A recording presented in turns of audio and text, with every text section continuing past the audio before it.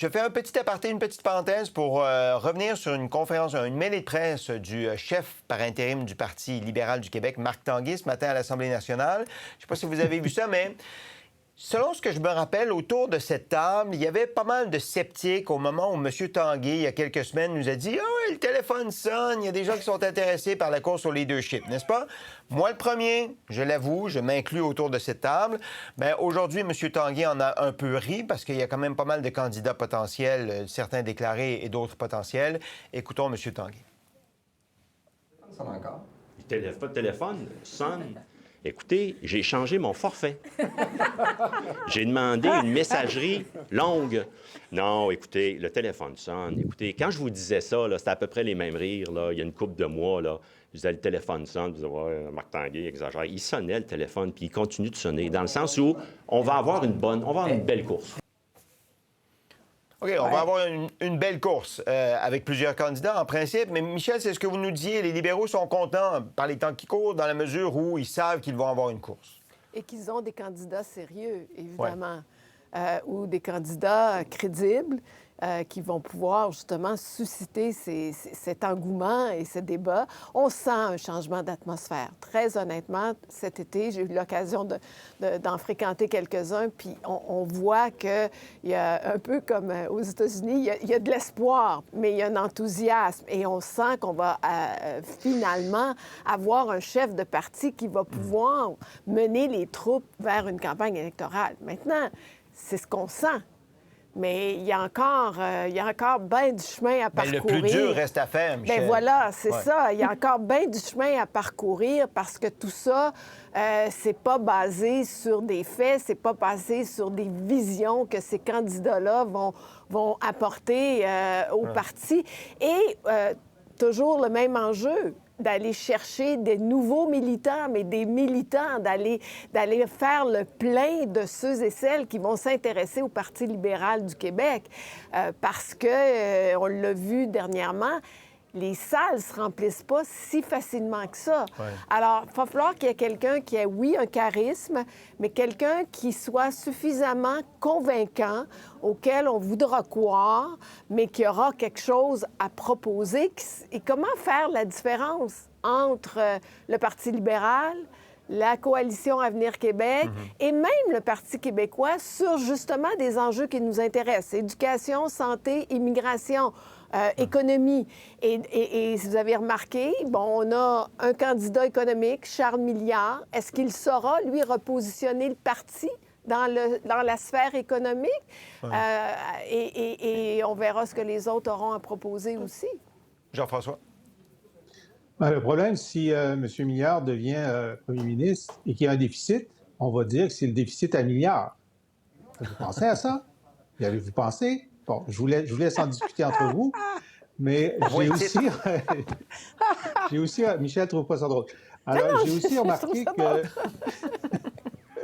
J'ai aussi remarqué que M. Tanguay, ce matin, disait que lui continue à faire des appels pour essayer de susciter une ou des candidatures féminines. Ouais. Pour l'instant, ce n'est pas encore avéré. Et ce que j'en déduis, c'est que Michel continue à résister malgré les appels. Michel.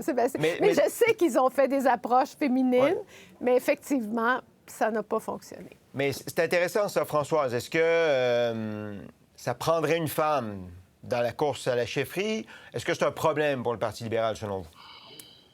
Bien, ce sera sûrement un problème si on arrive en bout de piste, puis que la campagne est déclenchée officiellement, puis qu'il n'y a pas de candidature féminine. Ça pourrait on pourrait sortir certaines inférences de ça, à savoir ce que les femmes sont intéressées par le Parti libéral du Québec. Mais le problème est plus profond entre vous autres et moi. Là, on pourra en discuter plus longuement. C'est le type de conférence que je donne régulièrement.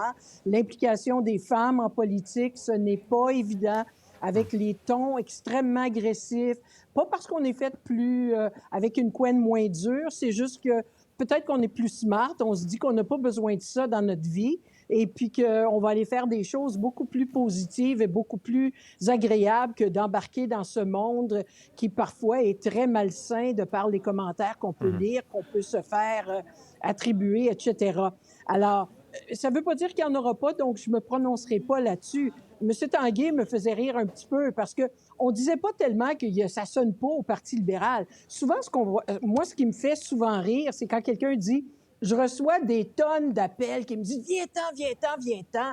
C'est tellement pas vrai, ça. Moi, il y a une politicienne, un moment donné, avant même que j'embarque en politique, m'avait dit, d'habitude, quand un politicien dit ça, là, c'est parce qu'il y a peut-être son frère qui l'a appelé ou quelqu'un de proche de lui ou lui-même s'appelle. C'est bien rare que tu reçois des tonnes d'appels. C'est beaucoup plus le candidat ou la candidate potentielle qui va placer quelques petits appels stratégiques pour voir s'il y a un intérêt. C'est lui qui fait les démarches.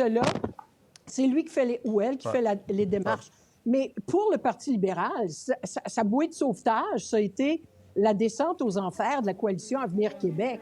Si la coalition Avenir Québec n'était pas si basse et le Parti québécois si élevé, puis qu'on a l'impression que ça prend quelqu'un de l'autre bord, bien, il n'y aurait peut-être pas cet engouement-là si on voyait encore le...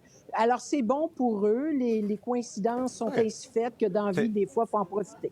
Voilà, puis c'est ça qui donne espoir aux libéraux. Vous, Jean-François, au Parti québécois, vous n'aviez pas le problème d'une candidature féminine. Il y avait toujours Martine Ouellette qui était là dans chaque course à la direction du pays. Absolument. On pouvait compter sur elle. Ça, c'est très important. Merci, Martine. Dimitri, en conclusion. Mais je dois vous avouer que ce type de discussion me dérange beaucoup, surtout quand on doit aller trouver une femme pour dire que nous avons une femme. Ça minimise la valeur apportée dans n'importe quel secteur des femmes. Je vous rappelle que le dernier à être chef du Parti libéral du Québec était une femme. Je vous rappelle que le Québec a déjà eu une femme première ministre, dans Pauline Marois. Donc, s'il y a des gens qui se disent « il faut convaincre une femme pour dire que nous avons une femme », c'est la mauvaise façon de voir les choses. Écoutez, s'il y a une femme qui veut être première ministre du Québec et qui veut se présenter pour devenir chef du Parti libéral du Québec, qu'elle le fasse. Ça ne veut rien dire sur l'état du parti, aucunement, si à la fin de l'exercice, il n'y a pas une femme qui se présente à la chefferie. Qu'elle le fasse parce qu'elle pense qu'elle peut devenir première ministre du Québec, pas parce qu'on coche la case femme dans une course à la chefferie. On ne veut pas être la femme de service, là. On ne veut pas être la femme de service, là. Alors, effectivement, il faut que ça prend une qui veut vraiment relever le défi. Voilà. Là-dessus, Dimitri a raison. Honnêtement, Michel, juste pour conclure, moi, j'entends le nom d'aucune femme par les temps qui courent. Entendez-vous quelqu'un qui pourrait être une candidature? Hein? Bien, il y en a eu. Bien, elles ont dit non. Alors, parce qu'elles ont dit non, je vais respecter le silence.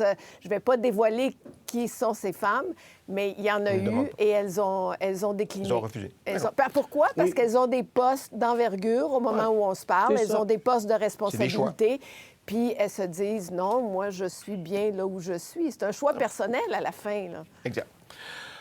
Je voudrais juste ajouter, là, parce que il y a des hommes et des femmes qui veulent devenir candidats, veulent devenir chefs, veulent devenir premier ministre, et ensuite s'entourent. Mais à mon avis, c'est pas la majorité. Puis en tout cas, c'était pas mon cas. Moi, j'ai été convaincu d'y aller. Je me posais la question, mais j'étais pas sûr. Puis je n'ai décidé que lorsqu'il y a des gens qui m'ont dit, il faut absolument que tu y ailles. Et je pense que c'est la même chose pour beaucoup de gens qui sont devenus premiers ministres et chefs. C'est que si tu n'as pas des gens qui les poussent, ils n'y vont pas parce que c'est pas un geste facile. C'est une décision qui est très grave pour toi, pour ton entourage, pour la capacité d'échec aussi. Est-ce que tu veux vraiment te mettre à risque? C'est se mettre à risque énormément. Alors, c'est pas une décision légère et très souvent, c'est le résultat de pression amicale, évidemment, mais c'est rarement une décision qu'on prend seul. Voilà. Ouais. Et c'est pour ça qu'il faut respecter, avoir énormément de respect pour les gens qui mettent leur face, comme on dit, sur un poteau pour être dans une course à la chefferie, parce qu'il y a tellement de conséquences pour eux, que ce soit leur revenu après ou leur revenu pendant ou les choix de carrière qu'ils font à ce moment-là. Pour voir nos émissions en entier, rendez-vous sur la chaîne Ici RDI.